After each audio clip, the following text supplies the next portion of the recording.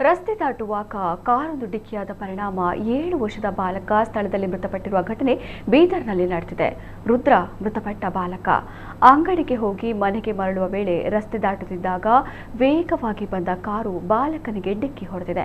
ಪರಿಣಾಮ ಗಂಭೀರವಾಗಿ ಗಾಯಗೊಂಡ ಬಾಲಕ ಸ್ಥಳದಲ್ಲೇ ಕೊನೆಯುಸಿರೆಳೆದಿದ್ದಾನೆ. ಕಾರು ಚಾಲಕ ನಗರದ ಹೋಟೆಲ್ ಒಂದರಲ್ಲಿ ಕೆಲಸ ಮಾಡುತ್ತಿದ್ದ ಎಂದು ತಿಳಿದು ಬಂದಿದೆ. ಘಟನೆಯಿಂದ ಸ್ಥಳದಲ್ಲಿ ಉದ್ವಿಗ್ನ ವಾತಾವರಣ ನಿರ್ಮಾಣವಾಗಿತ್ತು. ಹೋಟೆಲ್ ಎದುರು ನೂರಾರು ಜನರು ಜಮಾಯಿಸಿ ಆಕ್ರೋಶ ವ್ಯಕ್ತಪಡಿಸಿದರು. ತಕ್ಷಣ ಸ್ಥಳಕ್ಕೆ ಆಗಮಿಸಿದ ಪೊಲೀಸರು ಪರಿಸ್ಥಿತಿ ನಿಯಂತ್ರಿಸಿದ್ದಾರೆ. ಘಟನೆ ಬಗ್ಗೆ ಗಾಂಧಿಗಂಜ್ ಪೊಲೀಸ್ ಠಾಣೆಯಲ್ಲಿ ಪ್ರಕರಣ ದಾಖಲಾಗಿದೆ.